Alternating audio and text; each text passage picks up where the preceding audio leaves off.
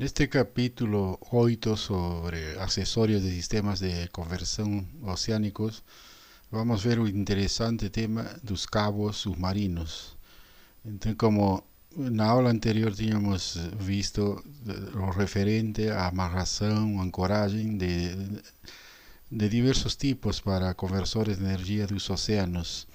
Hoy vamos a complementar todo eso con la cuestión del tema dos cabos, ya que los cabos constituyen finalmente los elementos que van a transportar la energía eléctrica de los diversos conversores.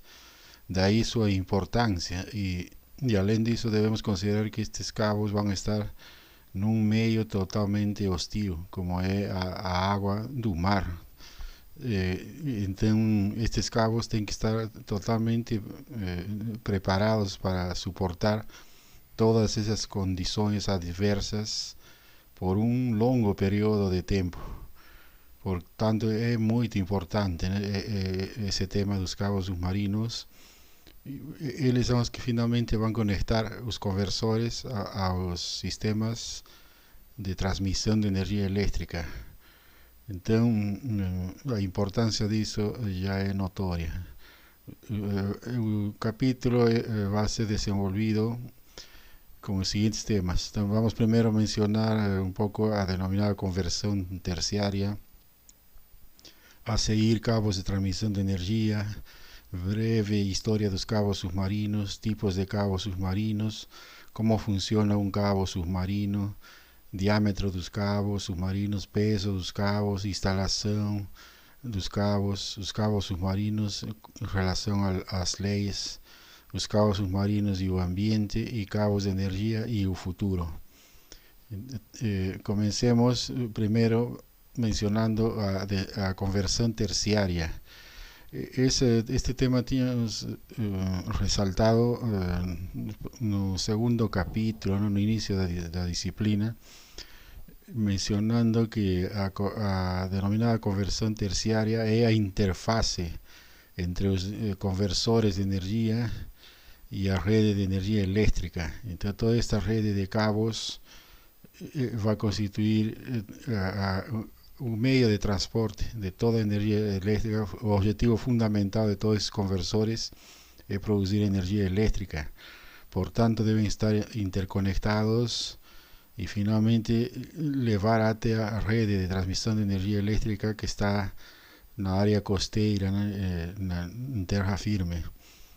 Então, essa é a principal função que transporta a energia. Então, e vimos que existem projetos que englobam a estrutura de parques, como se fossem parques atualmente eólicos. Então, exemplo, nos parques de energia das ondas offshore, são feitas duas conversões de nível de tensão, aqui como mostramos neste desenho, onde é apresentado um esquema geral de um parque de energia das ondas em alta tensão corrente alternada.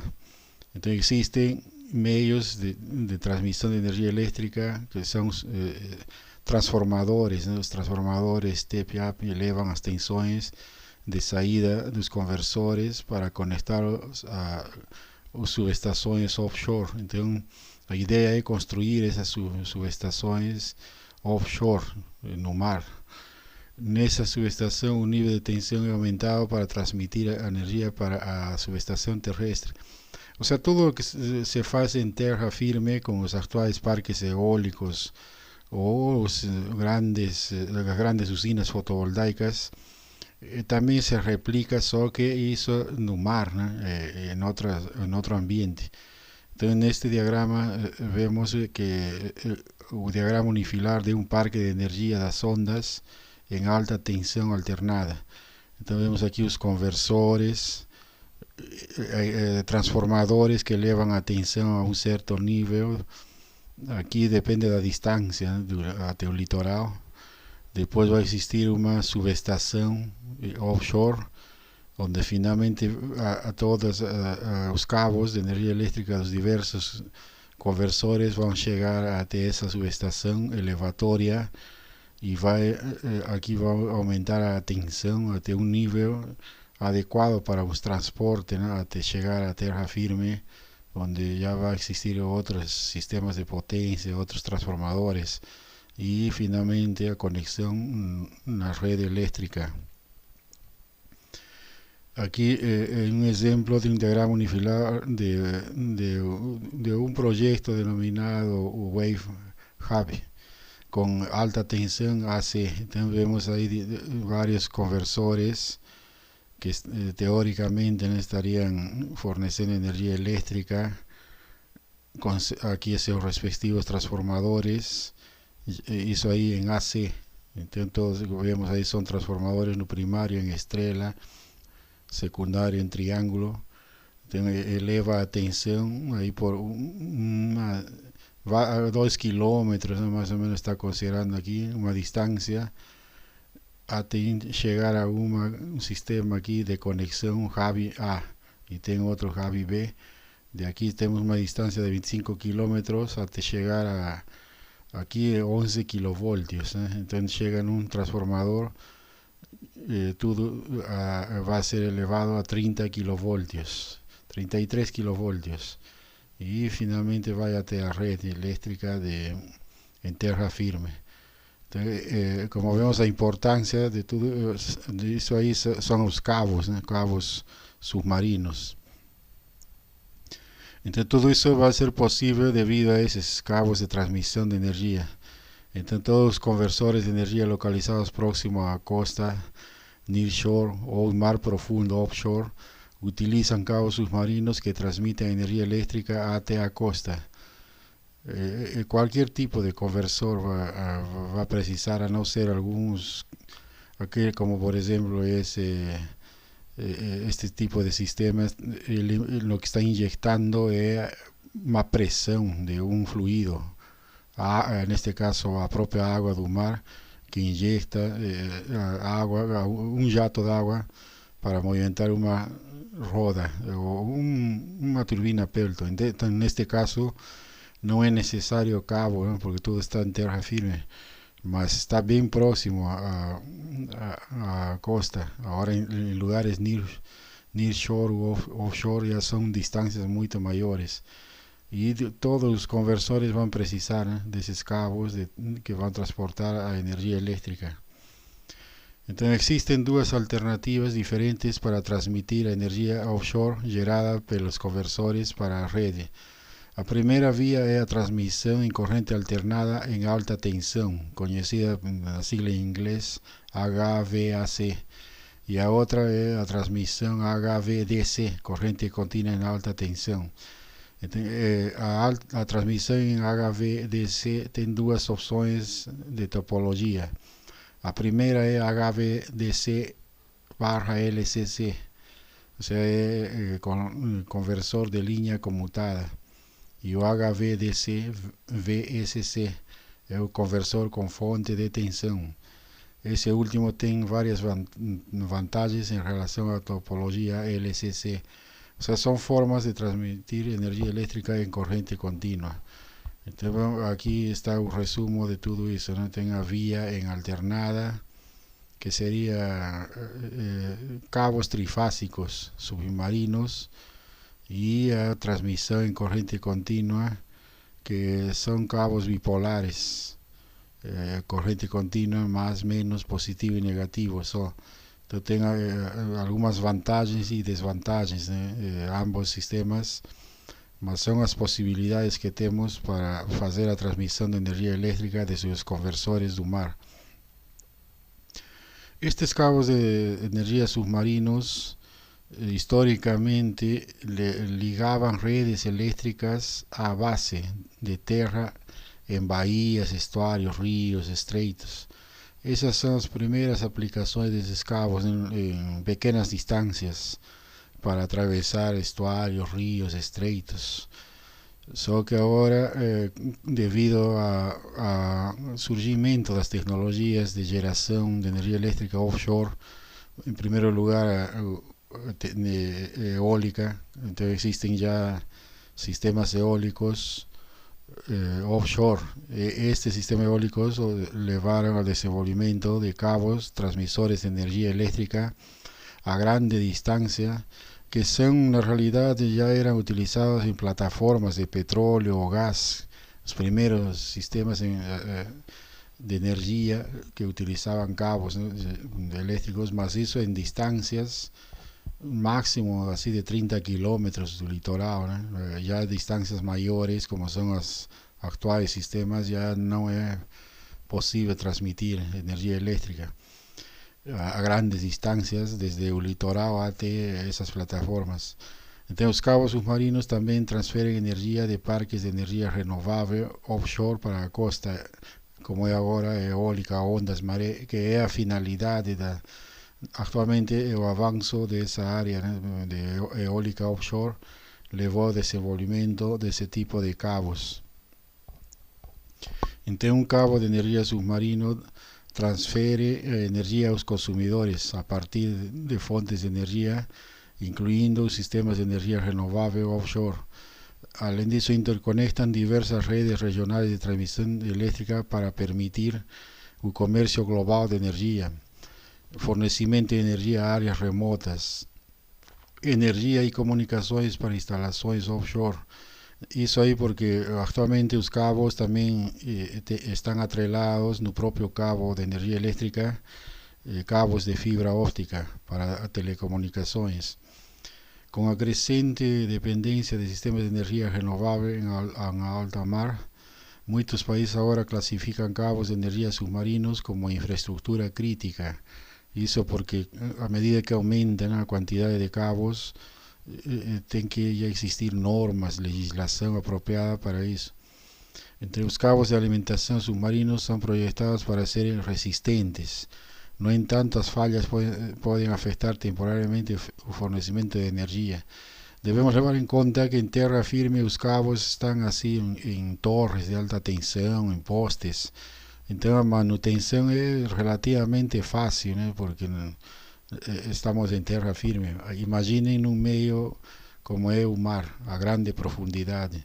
Las fallas de un cabo de energía eléctrica, esa grande profundidad es crítico. Por tanto, estos cabos deben ser fabricados de tal forma que resistan o máximo posible, ¿no?, las características de los océanos. Vamos a ver un poco la historia de estos cabos submarinos. El desenvolvimiento de cabos submarinos comenzó con el advento de las comunicaciones de radiotelegrafía en los años de 1860.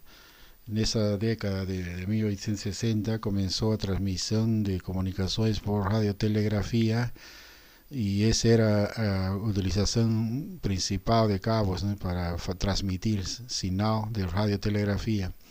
Luego después, en la virada del século, o sea, inicio del século XX, aparecieron los cabos de distribución de energía relativamente cortos como forma de poder interconectar islas y atravesar ríos o estuarios. Entonces, cuando comenzaron las redes de transmisión de energía eléctrica en el inicio del século XX, todo eso comenzó a finales, ¿no?, del século XIX y se intensificó en el inicio del século XX, y ahí hubo la necesidad de atravesar ríos, estuarios, más con distancias cortas. Aquí en ese diseño vemos un navío a vapor Goliath colocando el primer cabo submarino internacional entre Dover y Calais, 28 de agosto de 1850. Un navío fue acompañado por otro, o HMS Whitfield. Ese aquí es histórico, ¿no? Estos cabos entonces era para radio comunicación, para los famosos telegramas, ¿no?, que era transmitido con alfabeto Morse y llegaba de un lugar a otro y se descifraba, ¿no?, por el mismo alfabeto Morse a información. Esto ahí fue utilizado ampliamente en la época de la Reina Victoria, ¿no?, de Inglaterra. Era un gigantesco imperio que dominaba muchos lugares en varios continentes. A India pertenecía a Inglaterra, ¿no?, a Australia, Nueva Zelanda, todos esos países, Kenia. Entonces Inglaterra tuvo la necesidad de conectar Londres con todos esos lugares que pertenecían al imperio inglés. Entonces eso llevó al desenvolvimiento de toda esa tecnología de cabos para transmisión de radiotelegrafía. En el caso del Reino Unido, el desenvolvimiento de cabos submarinos comprende 6 fases. Primera, los cabos de comunicación telegráfica que fueron instalados por la primera vez en la década de 1860 hasta mediados de la década de 1950. Hubo esos cabos de transmisión de telegrafía. Después veo segunda fase, cabos de telefonía coaxial, que surgieron en la década de 1950 y aumentaron su capacidad total hasta mediados de la década de 1980. Eso está siguiendo la evolución tecnológica de las comunicaciones. Después vieron los cabos digitales de fibra óptica que fueron instalados a partir de los años de 1980, continuando en los días actuales, presentando un crecimiento exponencial de capacidades durante ese periodo. La cuarta fase constituye los cabos umbilicales y de energía que atienden a la industria de extracción de petróleo y gas, que fueron instalados a partir de los años de 1970 hasta la actualidad. O sea, eso está atrelado a exploración de petróleo y gas. Quinta fase, cabos de energía submarinos regionales que permiten ligaciones de corta distancia entre islas, atravesando estuarios, que comenzaron a ser instalados desde el inicio de los años de 1900 y continuando hasta la actualidad. Y la última fase, la más moderna, es la generación y distribución de energía eléctrica basada en fuentes renovables de energía, junto con interconexiones entre redes offshore. Comenzó a ser desenvolvida eso ahí en la década de 1980 hasta los días actuales.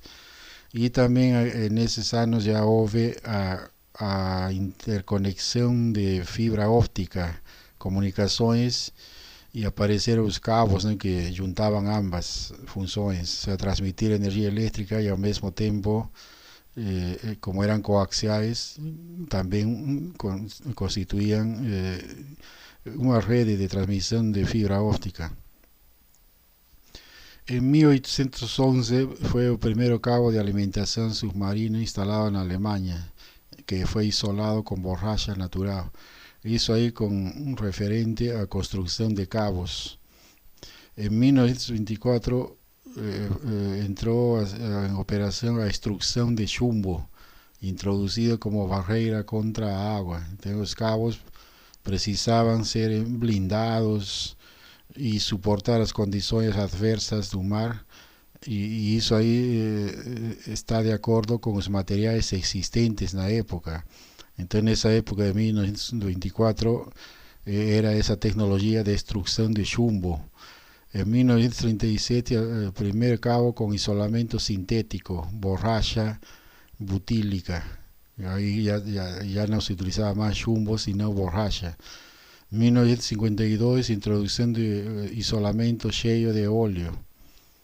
1954 primer cabo submarino de alta tensión corriente continua instalado entre Gotland y Västervik en la Suecia con 98 kilómetros de extensión. 1962 primer isolamiento de borracha de etileno propileno conocido como EPR. Y eso ahí fue mejorando, ¿no?, todo isolamiento, la construcción de esos cabos. 1973 primer isolamiento de polietileno reticulado, XLPE. En 1990, en esa década, isolamiento cheio de óleo, en su mayor parte abandonado y sustituido por plásticos. Como podemos ver, hubo una evolución de la fabricación de cabos submarinos de acuerdo con las tecnologías materiales existentes, ¿eh? Entonces, aquí vemos desde cómo son ahora los cabos modernos, ¿no? Aquí un cabo de alta tensión en corriente continua, y aquí un cabo de alta tensión alternada, incluyendo fibra óptica. Estos serían los cabos de actualidad. Este cabo que está en este diseño es de 1962, cabo submarino de conductor único de 115 kilovoltios. Entonces, como vemos, tenía un núcleo de azo para dar a força necessária, a resistência de tensão, né, ao cabo. Depois, em volta desse núcleo, condutor de cobre. Esse era, propriamente dito, o transmissor de energia elétrica.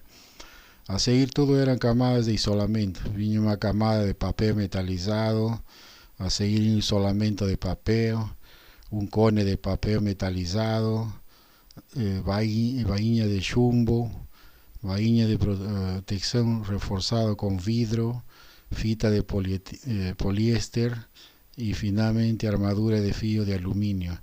Então a ideia era fornecer a máxima resistência às condições do mar e também totalmente blindados, né, para que não entre a água, ou seja, um sistema de vedação que não permita nada de ingresso de água, e essa água seria catástrofe, né, de ingresso de água para o cabo de transmissão de energia elétrica. E além disso tinha que suportar as condições, né, do mar a longo período. Esta foto interessante, né, mostra cavalos puxando cabo submarino para a terra até uma estação terminal nos anos de 1930, isso aqui nos Estados Unidos, Washington. Agora, neste desenho se encontra um moderno cabo da atualidade. Um cabo da atualidade tem primeiro o condutor, que é de cobre, e leva 3 cabos, né? Neste caso é trifásico. Depois vem o 2, é a proteção do condutor, geralmente de material extrudado, resistente. O 3 seria um isolamento de XLPE ou EPR, uma camada de maior espessura. O 4 vem uma proteção isolante semicondutiva. Depois vem uma grelha aqui de proteção que dá uma resistência mecânica. Os 6 tem outras camadas, né, bainha laminada de fita de alumínio e polietileno. O 7 seria aqui no meio fibra óptica, utilizada de forma opcional para telecomunicações. No meio é possível já colocar um cabo de fibra óptica para telecomunicações. No 8 vem um preenchimento de todo esse, que são 3 círculos, circunferências, então vai ficar aí um vazio, né? Então aí existe um material, um preenchimento, depende das necessidades. O 9 é camada blindada, que é um cordão de polipropileno. Depois vem outro preenchimento. O 11 já vem uma armadura, a armadura é a que fornece a resistência, a força, né, a tensão, que são fios de aço redondos galvanizados. E o 12 é a coberta, né, composto betuminoso, fita de juta com faixa colorida de polipropileno. Então essa seria a camada que vai ficar em contato com o mar. Então, a construção varia de acordo com o fabricante e as condições do fundo do mar, com mais blindagem adicionada, onde, por exemplo, ondas e correntes são fortes. Entre esses cabos, como já tinha mostrado, existem os denominados HVAC, limitados pela distância de transmissão normalmente menor que 80 km. Os denominados HVDC, utilizados em longas distâncias e em sistemas de interconexão. A corrente alternada AC é convertida em corrente contínua DC para a transmissão através do cabo e no final é convertida de novo em AC. E existem 2 tipos de isolamento: isolado em papel e preenchido com fluido. Geralmente inclui revestimento de chumbo para bloqueio de água. E existe o mais da atualidade, isolamento de plástico extrudido, o XLPE ou EPR. Os cabos de HVAC em alternada é transmitida em 3 condutores, geralmente são trifásicos, e o cabo HVDC a corriente continua transmitida por un conductor principal que requiere un camino de retorno que puede ser otro conductor o a través de la propia agua del mar, utilizando un ánodo cátodo. Entonces, as comunicações dentro de um sistema de cabo de alimentação são muitas vezes realizadas pela inclusão de um cabo de fibra óptica para transportar os sinais de luz laser. Aquí estamos observando un sistema típico de cabos submarinos que aquí tiene las redes de transmisión de energía eléctrica de tierra firme. Va a existir una estación costera que va a conectar ese cabo. Aquí está un cabo blindado que va a atravesar el mar. Geralmente le va a la superficie, ¿no?, del solo marino. Y va a llegar aquí, opcionalmente puede existir junções, ¿no?, que son junções apropiadas también para que no entre agua, totalmente blindadas y vedadas. Y esas conexiones de cabos con otros terminales, por ejemplo una isla o sistemas de energía renovable, viento, ondas, marea, plataforma de petróleo, gas y observatorio oceánico. O sea, de aquí puede ser, ese cabo puede juntar todas esas funciones, ¿no?, si es que existen.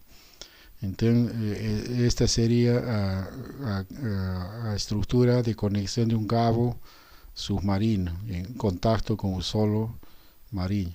Con relación a los diámetros de los cabos, vemos aquí un cabo, el diámetro aquí, cabo interno de fibra óptica submarino en la orden de 50 milímetros. Aquí un cabo de energía submarino de 150 milímetros.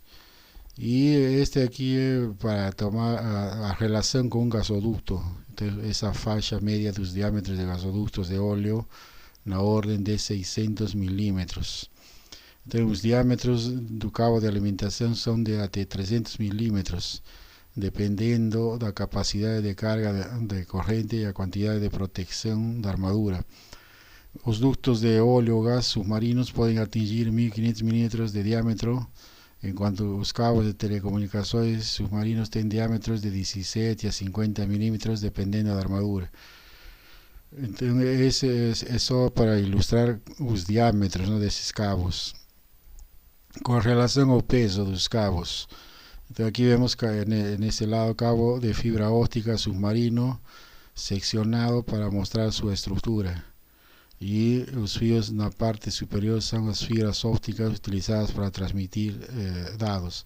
Entonces, esos cabos de telecomunicaciones pesan en torno de 0,7 kilogramos por metro para los tipos de aguas profundas no armados, ejemplo como este de aquí que está en la fotografía, y 4,8 kilogramos por metro para cabos con dos camadas de protección de armadura de azo. Aumenta mucho el peso.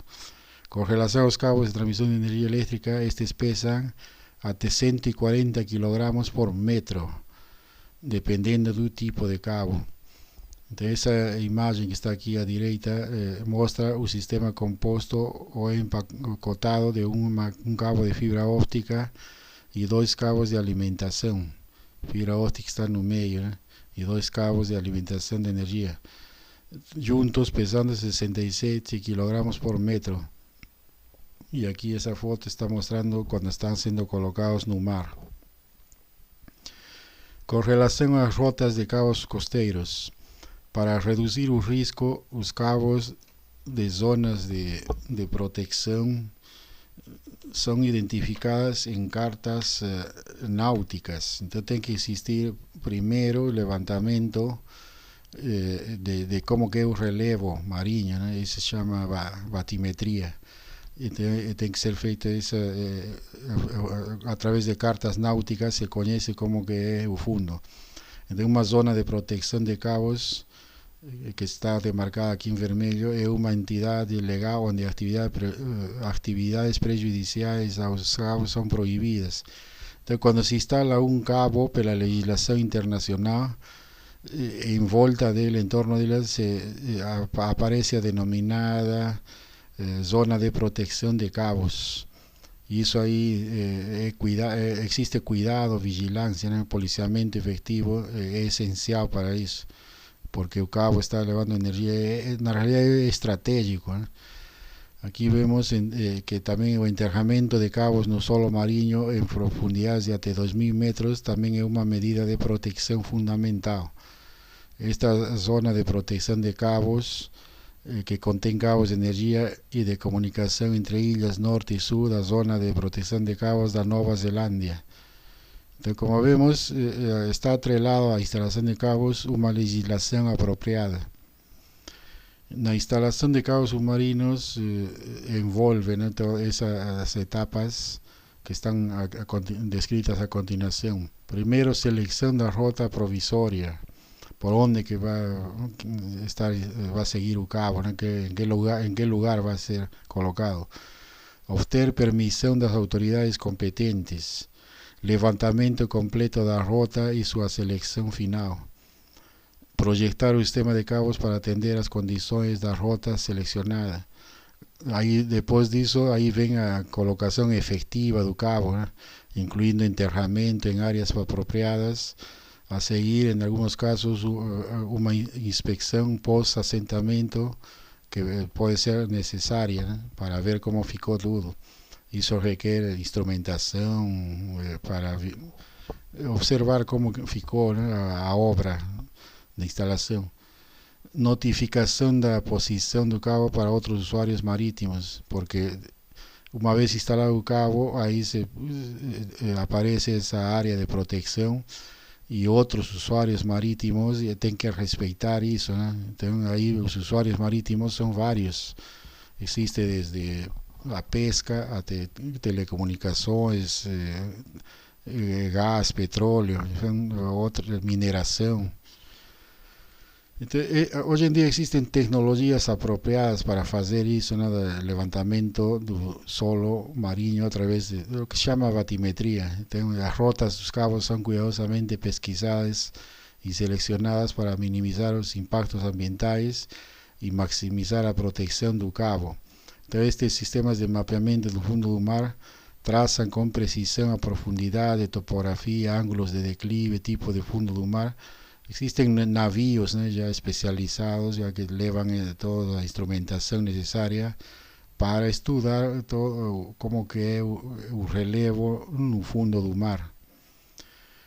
Aqui um exemplo, gráfico de rota de cabos, gráfico multibarras, né, que vai mostrando pelas cores, detalhado mostrando a profundidade e a topografia do fundo do mar. Esse gráfico multibarras é usado para planejar a rota principal para cabos de energia e telecomunicações submarinos, neste caso no lugar denominado Cook Strait, Estreito de Cook, dentro da zona de proteção de cabos, que é conhecida como ZPC ou do inglês CPZ. A cor mais vermelha indica menor de 100 metros de profundidade e em azul lugares maiores a 1.000 metros de profundidade. Isso então é feito, né, esse mapeamento, todos esses estudos prévios, né, para antes de instalar o cabo. Já uma vez definido, feitos esses estudos, aí vem a instalação do cabo. E como são pesados, então requer todo um maquinário, né, especializado em navios. Neste caso aqui vemos um navio CS Skagerrak instalando um cabo de 420 kV.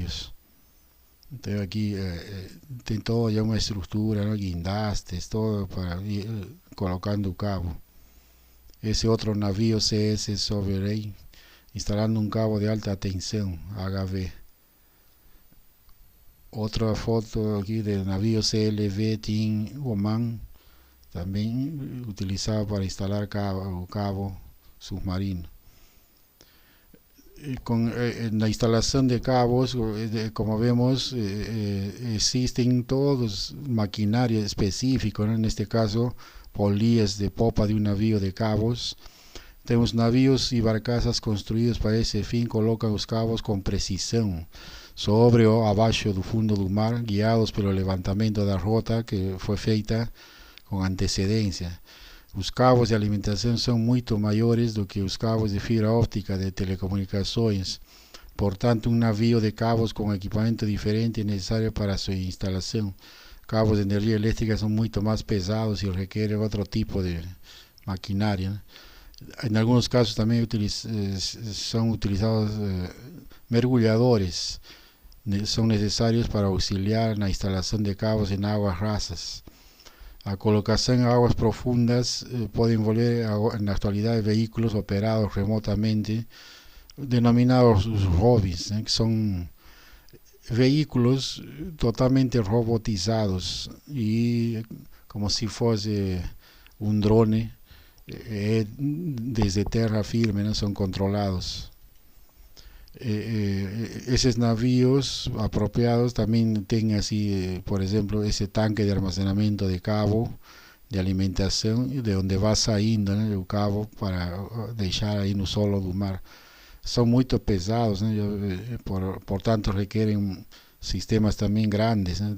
Para poder instalar.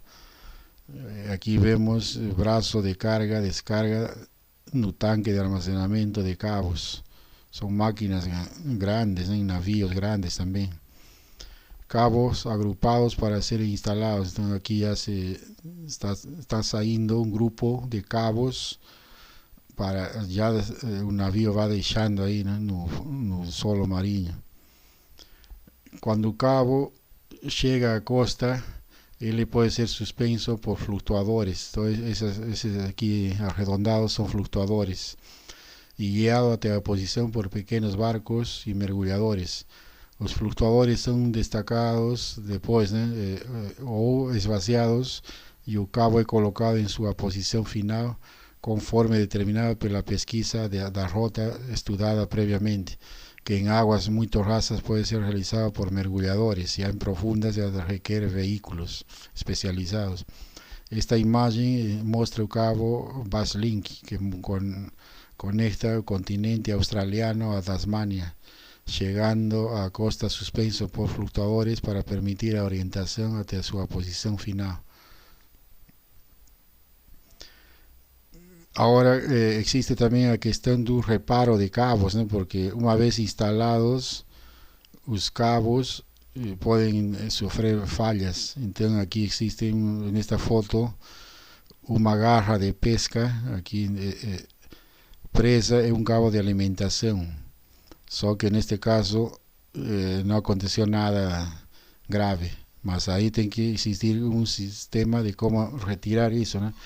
Entonces, el reparo de cabos de alimentación danificados requiere navíos especializados y especialistas en junción de cabos para sustituir la sección danificada por un nuevo cabo. A conclusión de un reparo puede llevar de algunos días a algunas semanas, dependiendo de la extensión del daño, localización de la falla y tiempo que lleva para movilizar un navío debidamente equipado. Un cabo de alimentación submarino danificado puede impactar el fornecimiento de servicios esenciales en una amplia área. Como podemos observar, no es fácil, ¿no? La instalación de cabos submarinos y su manutención ainda es mucho más compleja. Una vez que los cabos son transportados y colocados por los navíos, ahí ainda se requiere a etapa de enterro de los cabos, porque ellos no pueden ficar así expuestos, ¿no? Entonces los cabos pueden ser enterrados en una vala estreita menor a 1 metro de largura, cortada por jato de agua o arado. Existen máquinas apropiadas. En este caso estamos observando utilizando un ROV en este modelo Hydro-Plow. Este ROV entra en el mar y es guiado remotamente. Y obviamente tiene que tener cámaras, ¿no? Cámaras para poder ser controlado, y él está haciendo ahí una vala, como si fuese un arado de agricultura. Ahí él está haciendo esa vala y ese arado levanta una fatia de sedimento para que el cabo pueda ser inserido abajo. A velocidad media de enterramiento es de cerca de 0,2 km por hora, dependiendo del tipo de cabo y las condiciones del fondo del mar. Entonces, en ese enterro de cabos, estos normalmente son enterrados a 1 metro y excepcionalmente hasta 10 metros abajo del fondo del mar, para protección contra pesca de arrastro, ancoraje y otras actividades, porque existen múltiples actividades no mar, ¿no? Y una áncora de un navío de actualidad es de grande, muchas toneladas. Y si no existe ninguna protección do cabo, puede damnificar. Y além disso, existe pesca de arrastro, ¿no? De grande cantidad, que utiliza máquinas, redes gigantescas. Entonces, varios cabos en la misma área también son normalmente enterrados y a alguna distancia unos dos otros para permitir una manutención segura. O enterro pode perturbar localmente o fundo do mar ao longo de um caminho estreito e formar águas turvas por causa do retiro de sedimentos. A extensão disso depende da técnica de sepultamento, tipo de fundo do mar e ação das ondas e as correntes. Na ausência de estudos baseados em cabos, análise de perturbação do fundo do mar pela pesca e outras atividades sugere que os impactos são de curta duração, meses, onde as ondas correntes están activas, mas posiblemente duran más en aguas más profundas y menos turbulentas. Todo eso significa que van a existir impactos ambientales cuando se hace ese tipo de actividades, ¿no? El fato de una máquina que hace ese arado, de hacer una vala, va a levantar el fondo del mar, a tierra, ¿no? Entonces va a existir aumento de turbidez. O sea, existen impactos ambientales asociados a esa actividad. También existen otras formas de protección, no necesariamente a través de balas. Entonces, cuando no es posible enterrar los cabos en lugares muy rochosos, por ejemplo, se utilizan otros métodos de protección, como por ejemplo colocación de rocha en volta del cabo, a instalación de un tubo articulado, un tubo que protege el cabo, ¿no? O un colchón de concreto. Mas todo eso va a requerir inspecciones periódicas para verificar si el cabo permanece seguro. Entonces tiene que ser previsto todo eso, ¿no? Cómo va a ser inspeccionado. Actualmente, si es en aguas rasas por mergulladores y si es muy profundo, pero utilizando esos vehículos ROVs. Aquí vemos un navío que coloca rochas, un lugar ciertamente donde no es posible construir balas. Entonces, con rochas de pequeño diámetro coberto, ¿no? Protegido el cabo. Esos son los tubos articulados, que son protecciones externas, ¿no? que aumenta la resistencia a posibles efectos, ¿no? De áncoras, de una serie de fenómenos que pueden acontecer. Y colchón de concreto es otra, ¿no? Una máquina que va jugando concreto y dejando así el cabo protegido, ¿no? Con concreto. Entonces, como vimos, todo eso va a requerir una legislación. Y existe eso, ¿no? Entonces, reconociendo el valor para la humanidad de los cabos nacionales e internacionales, tanto para comunicaciones y energía, los cabos submarinos son protegidos por diversos tratados internacionales. Primero tratado es de 1884, Convención Internacional para la Protección de Cabos Submarinos. Después existe otra de 1958, Convenciones de Ginebra, la Plataforma Continental y de Alto Mar. Y de 1982, Convención de las Naciones Unidas sobre el Derecho del Mar, conocida de inglés UNCLOS. Es ahí que está hasta la actualidad, ¿no? El derecho internacional moderno entiende el estatus especial de los cabos internacionales para todos los usos: telecomunicaciones, energía, uso científico y uso militar. Entonces, todo ese tratado, esa legislación engloba esos usos de los cabos. Los tratados internacionales establecen normas universales, normas para libertad para instalar, mantener y reparar cabos fuera del mar territorial de 12 millas náuticas de una nación, obligaciones nacionales de impor penalidades civiles y criminales por lesión intencional o negligencia a los cabos, estatus especial para navíos que colocan y reparan cabos, indemnización para embarcaciones que sacrificaren áncoras o equipamientos de pesca para evitar daños en los cabos. O sea, si un navío pierde una áncora y son pesadas, e custam muito dinheiro, né? Então, se foi feito para salvar danos, para não fazer danos num cabo, então tem que ser indemnizado. Obrigações de cabos cruzando ductos e cabos instalados anteriormente para indenizar custos de reparo por danos de cruzamento. Acesso universal aos tribunais nacionais para fazer cumprir as obrigações do tratado. Então, todos esses tratados internacionais estabelecem essas normas. Aqui existe na Alemanha o Tribunal Internacional de Direito do Mar, em Hamburgo, na Alemanha. E como vemos, existen limites também geográficos, não? Todos os países que estão na orla marítima, eles têm direitos até certa distância. Então existem limites, né? Limites legais do oceano, desde os mares territoriais até a zona econômica exclusiva e até alto mar. Os números entre colchetes aqui, que indica um número, referência a artigos do tratado. Então vemos que existem áreas assim próximas ao litoral, que são 3 milhas náuticas, é a área de pequena distância do litoral que é de uso nacional, né? Depois vem até 12 milhas náuticas, esse seria o mar territorial. E depois disso aí existe até 24 milhas náuticas, por normas, né, dessa UNCLOS, a denominada zona contigua ao mar territorial, e a partir de aí existe essa zona exclusiva que vai até o limite de 200 milhas náuticas. E a partir de aí já é tudo área internacional, né? Águas internacionais.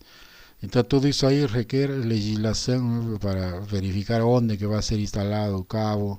Empreendimentos de energia dos oceanos vão ter que respeitar tudo isso, né? Todas essas normas existentes no mundo. Além disso, hoje em dia esses cabos de energia renovável, que primeiro foi com eólica, estão tomando maior importância, né? Então, de acordo com esse UNCLOS, os cabos diretamente envolvidos na produção de energia eólica offshore e outras energias renováveis estão sujeitos à jurisdição exclusiva do Estado costeiro.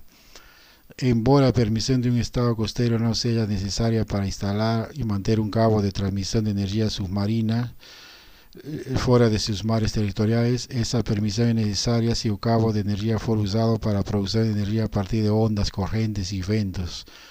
Como vemos, já existe o preparo, né, da legislação, principalmente atrelada à energia eólica, mas já também levando em conta a produção de energia a partir das correntes e ventos.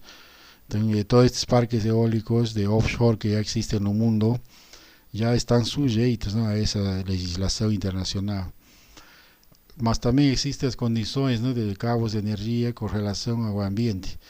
Então, cabos de energia para áreas remotas e ilhas existem desde o início de 1900. Os campos eletromagnéticos variam dependendo do projeto do cabo. Então, uma preocupação é isso, né, a existência de campo eletromagnético e seus impactos no ambiente marinho. Cabos instalados profissionalmente têm uma associação benigna com o ambiente marinho. No final, os cabos acabam, com o passo do tempo, acabam sendo uma estrutura que faz parte do ambiente marinho. O enterro de cabos pode afetar a vida marinha em um corredor estreito, mas a perturbação é temporária e segue-se a recolonização. Geralmente depois do impacto intenso, né, que o retiro desses sedimentos do fundo do mar gera turbidez, mas com o passo do tempo aparece uma estabilização e uma recolonização, ou seja, animais, flora, fauna começa a proliferar nesse novo ambiente. Cabos colocados na superfície fornecem substratos para organismos marinhos. Então se alterou esse ambiente, mas com o passo do tempo existe uma adaptação. Estudos de animais que vivem em sedimentos próximos e distantes dos cabos não mostram diferenças na abundância ou tipo. O sea, existe una área, ¿no?, de pesquisa de los impactos de todas las tecnologías de generación de energía eléctrica en el fondo del mar. Esta fotografía muestra claramente cómo que el ambiente marino en poco tiempo altera todo, ¿no? Esta foto es tirada 4 años após a instalación y muestra el cabo de alimentación submarino de Vaslink, que está con un tubo articulado, ese tubo articulado de protección que ficou revestido con una incrustación de vida marina. Todo ese tubo de revestimiento está cubierto ya por incrustación. Y olhando así, cualquier un notaría, ¿no?, ya parecería que faz parte del ambiente marino. Y eso es lo que acontece prácticamente con todos los equipamientos que van a ser instalados no fundo del mar. Y como tenía mostrado, cuando se instala cabos, se crea una área de protección ambiental. Entonces esas son las denominadas zonas de protección de cabos como santuarios. Entonces, zonas creadas para proteger cabos submarinos pueden actuar como santuarios marinos, mejorando así la biodiversidad y los estoques de peces. Eso porque como existe la legislación que los cabos, una vez instalados, cuando ya obtuvieron la permisión internacional o nacional, se crea una área de protección. O sea, ahí no se puede hacer nada, ni pesca, ni ninguna exploración. Y eso, la tendencia entonces es tornar ese lugar en un santuario, o sea, una área protegida donde va a proliferar flora, fauna marítima. Entonces eso ahí fica como la denominación de santuarios, ¿no?, áreas de protección. Entonces, para ser eficaz para esta finalidad, una zona de protección de ese tipo debe contar, primero, contener hábitats que sean adecuados para peces y otras formas de vida marina, existir un tiempo suficiente para los ecosistemas se desenvolverem y ser policiada para prevenir la pesca ilegal. O sea, como es una área protegida, tiene que tener una vigilancia. Aquí una foto que muestra una fotografía del cabo de alimentación de 126 milímetros de diámetro, la zona de protección de cabo submarino en Cook Strait, en la Nueva Zelanda. Claramente aquí se estableció un nuevo ambiente marino con abundancia de peces y de todo, ¿no?, la flora y fauna de ese local. Otras que están importantes que deben ser llevadas en cuenta son los efectos en los cabos, los perigos naturales. Entonces, daños a los cabos submarinos son causados principalmente por actividades humanas. Menos de 10% de las fallas de los cabos son debidos a riesgos naturales. Solo que esos riesgos naturales generalmente son de grande intensidad, ¿no?, que pueden damnificar rápidamente. Aquí, por ejemplo, un grande huracán como ese de Katrina puede colocar cabos en peligro o crear deslizamientos de tierra submarinos, fuertes corrientes oceánicas que corroen el fondo del mar, tempestades que inundan la instalación costera. O sea, mesmo que estén ahí no fundo del mar, esos fenómenos grandes, ¿no?, cataclísmicos, pueden crear las condiciones que pueden damnificar los cabos. Los cabos submarinos están expuestos a una gran variedad de peligros naturales en todas las profundidades de agua e incluyen terremotos submarinos, fallas geológicas, deslizamientos de tierra relacionados a eso. Eso se va a manifestar en la quiebra o enterramiento de los cabos. Corrientes de turbidez va a ocasionar quiebra o enterramiento de los cabos. Corrientes y ondas pueden crear abrasión, estrés, fatiga de los cabos. Tsunamis, tempestades y aumento del nivel del mar pueden damnificar las instalaciones costeras. Condiciones meteorológicas extremas, por ejemplo huracanes, pueden quebrar el cabo o ocasionar su enterramiento. Y hay fenómenos más raros como icebergs y actividad volcánica que puede acontecer, ¿no?, dependiendo del local. Todo eso puede ocasionar la quiebra o enterramiento de cabos. Como observamos, todos los cabos están sujetos a todos esos fenómenos.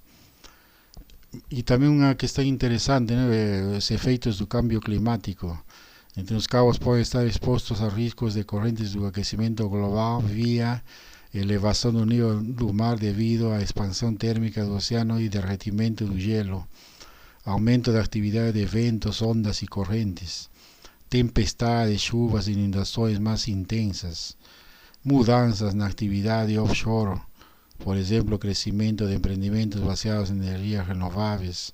Então, tudo isso aí, somado, acaba afetando os cabos.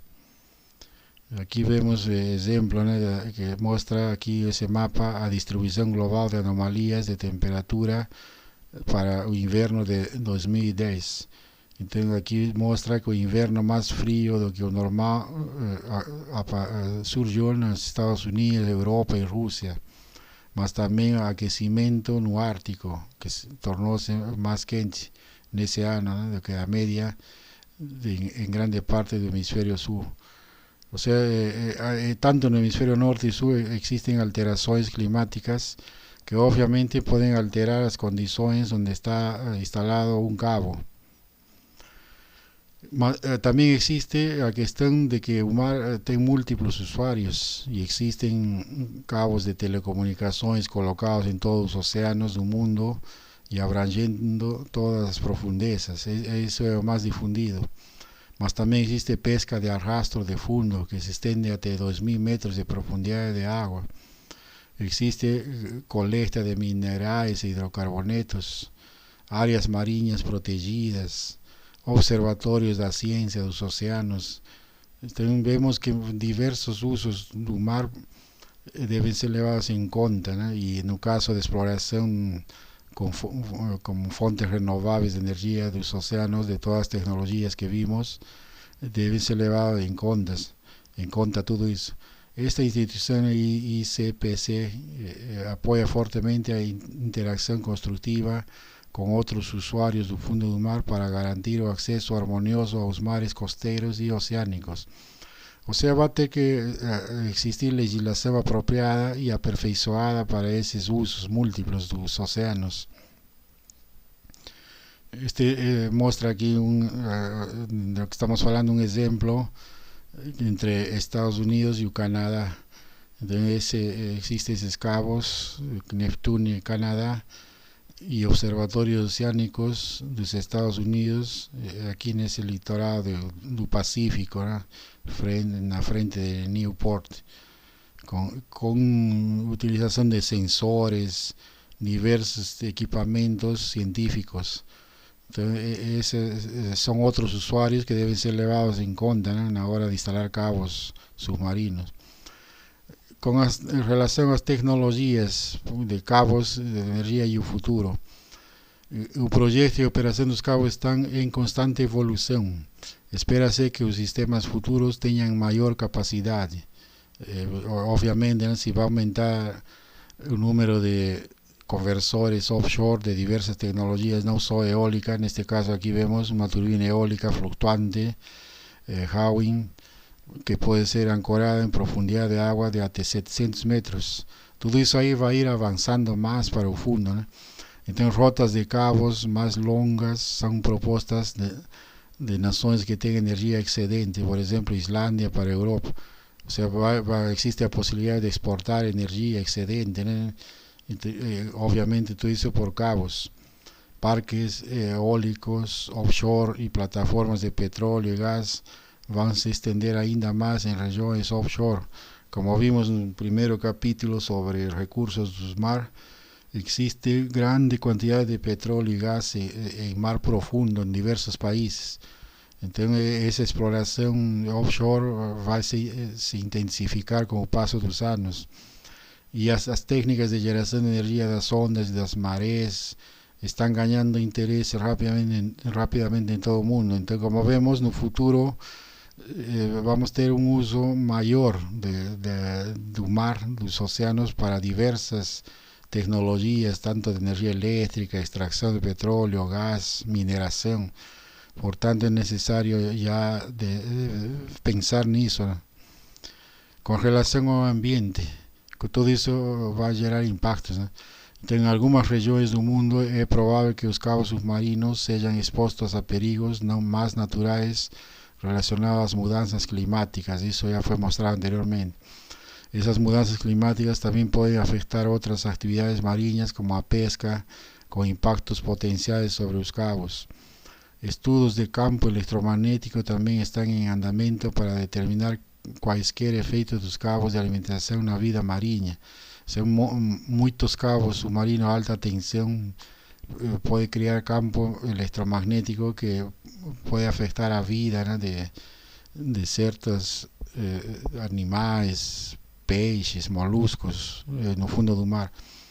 Medidas para preservar a biodiversidade, ecosistemas e recursos por meio de várias zonas de proteção em águas nacionais e em alto mar podem interferir na passagem do cabo.